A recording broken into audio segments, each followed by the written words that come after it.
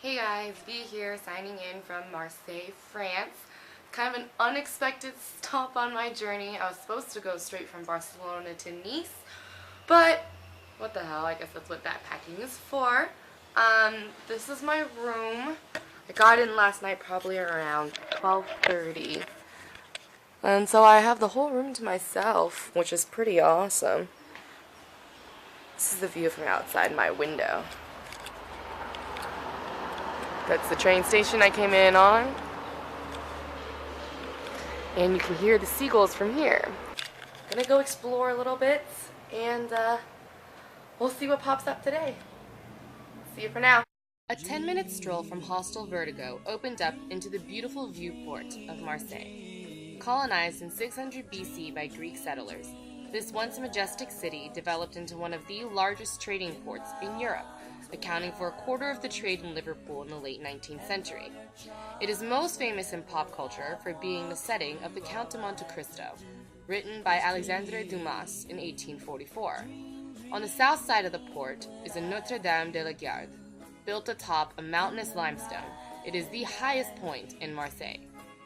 Right now we are at the beautiful Notre Dame de la Garde, and I actually made it all the way up here. It was raining earlier today, but the sun is out right now. It's super nice, and I'm about to go inside. It is bordered by the hills to the north, to the east, and to the south. Much like the city itself, the site of this Catholic basilica has been used for many purposes.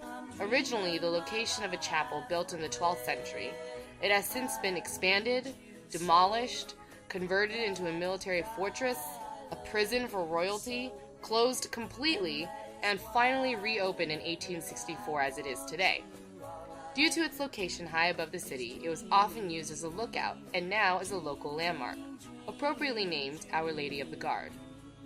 The basilica consists of three parts: the bell tower, adorned with a gold-plated copper statue of the Virgin with Child; the upper church, with luxurious mosaic and gold inlaid designs, headed by a silver Virgin with Child; and the much more modest crypt, with a statue of the Virgin with a bouquet. Fun fact, each of these statues were built and given to the Notre Dame as gifts from various important figures who made the climb to this place of worship at different time periods during its evolution. Although patrons had to hike the mountain before, or take a tram between 1892 and 1967, it is now easiest to take the number 2 bus for a 20-minute ride from the viewport.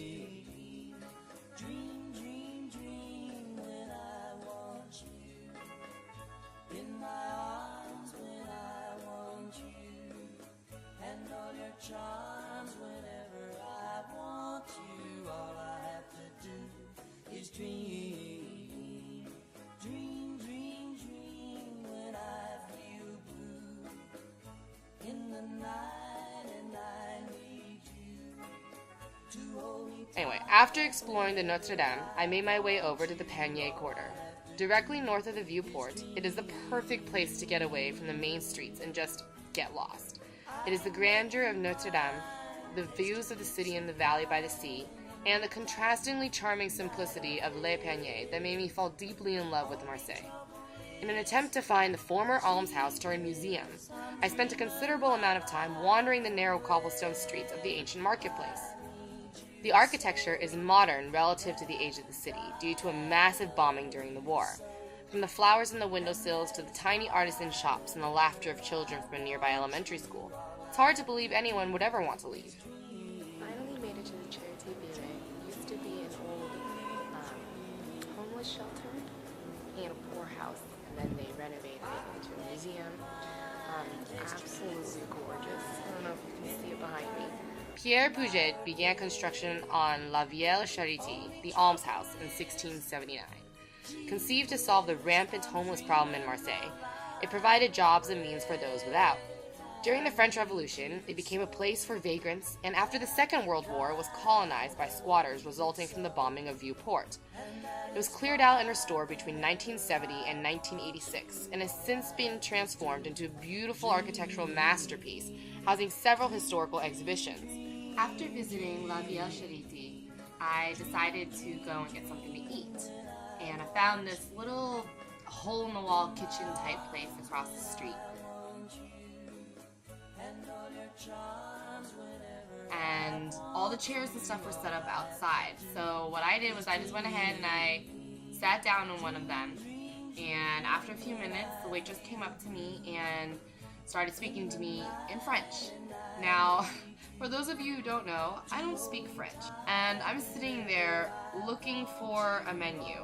And I'm just like, menu? And she just looks at me and goes, no. And I was sitting here going, great, they don't have a menu. How am I supposed to order food? So I just stare at her blankly because at this point I don't know what to do and I'm so hungry that I'm pretty much delusional. And she just goes, okay. And she walks away. Now I don't know if she's leaving me there to wait for Godot. I don't know if she just left. But in about 20 minutes she comes back with bread, water, coffee, and a plate of like pasta salad with balsamic vinaigrette sauce and prosciutto and ham and cheese and all of this amazing stuff, and I ate every last morsel of it. You know, I was a total foreigner. I didn't speak the language. I was probably a major inconvenience. She didn't even know if I was gonna like the food. I mean, this wasn't a big place. There wasn't even any seating inside. Like, literally, it was a kitchen in the building. That's it. I'm pretty sure it was these people's kitchen. Like, I don't even know if it was a restaurant. Like, maybe I just sat in her house. Like, I don't know. All I know is that it was the nicest thing. And it really made me fall in love with the city. And I highly suggest, if anybody goes hunting for that poorhouse turned museum, that they turn around and cross the street and go to this place. The food is excellent. People, I think it's a husband and wife team, are so sweet, you will not regret it. I looked at the time and hopped in metro to the Grand Central Station to catch a ride to Nice. I honestly believe that Marseille is France's best kept secret. With a somewhat questionable reputation due to its tumultuous history, I've heard many fellow travelers avoid this city like the plague. Big mistake. The true charm of the city is its people. If I randomly leave America never to return, those who know me know where to find me.